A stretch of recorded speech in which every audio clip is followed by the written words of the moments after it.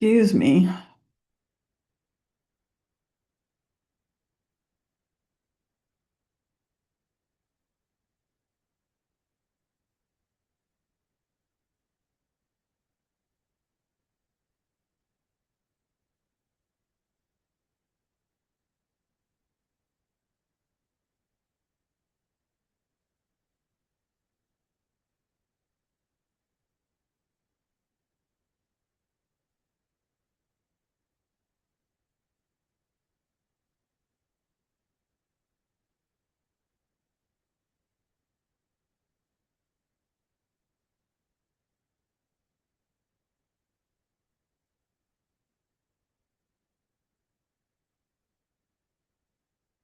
Okay.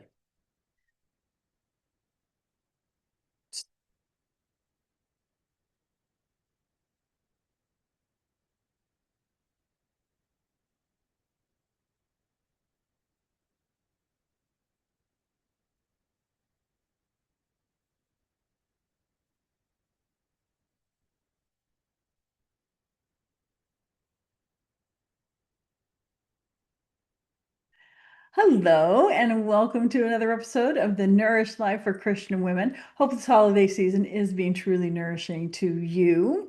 I wanted to remind you really quickly to keep an eye out and an ear out for some specialty pricing that I have on some of my things that I offer, some coaching packages that I offer. Going to be real good deals coming your way during this holiday season and then especially into the new year. So just kind of keep an ear out and eye out for that. Today, going super old school, got a hard copy of a poem that I love. It was written by Myra Brooks Welch, and hopefully you've heard it. I think it's a principle that can really be beneficial to us in dealing with others and dealing with ourselves as well. It's called The Touch of the Master's Hand. 'Twas battered and scarred, and the auctioneer thought it scarcely worth his while to waste his time on the old violin, but he held it up with a smile. "What am I bidding, good people?" he cried. "Who'll start the bidding for me? A dollar. Do I hear two? $2, and who'll make it three? $3 once, $3 twice, and going for three?" But no. From the far back of the room, a gray-bearded man came forward and picked up the bow. Then, wiping the dust from the old violin and tightening up the strings, he played a melody pure and sweet, as sweet as the caroling angel sings. The music ceased, and the auctioneer, with a voice that was quiet and low, said, "What am I bid for this old violin?" And he held it aloft with its bow. 1,000, 1,000. Do I hear two? 2,000. And who'll make it three?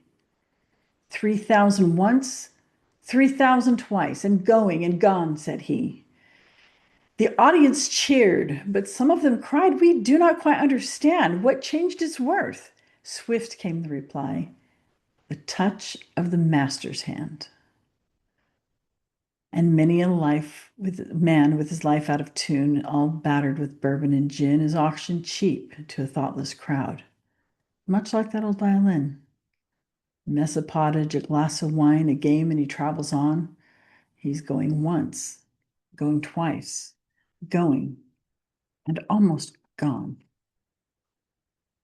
But the master comes, and the foolish crowd never can quite understand the worth of its soul and the change that's wrought by the touch of the master's hand. This is such a good poem. I have read it many times. It's one of my favorites. And it's just such great principle to remember as we're going about our life, as we're going about our day. And sometimes we interact with people who are auction cheap to the crowd because of not just necessarily what they've done, but because of how they act, because of what they say, all that kind of thing. And to remember, if we can remember that the worth of souls is great in the sight of God, then we can see past that. And instead of auctioning somebody off in our own mind for $1 or $2, when their worth is so much greater than that, how much better will we be? How much better place would the world be?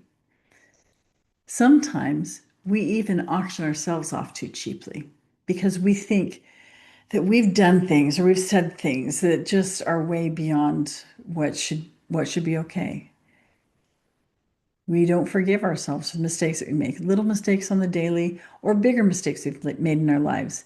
And we're tempted to auction ourselves off too cheaply. Sometimes that shows up in relationships that we choose.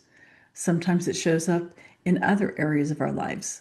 The way that we treat ourselves, the things that we settle for, the things that we allow, and the things that we tell ourselves, even. But our worth is great in His sight, and so is the worth of those around you. Just remember that the touch of the Master's hand brings value, reminds us of value, because that value really is there and there's nothing we can do to change it, but it just helps us see.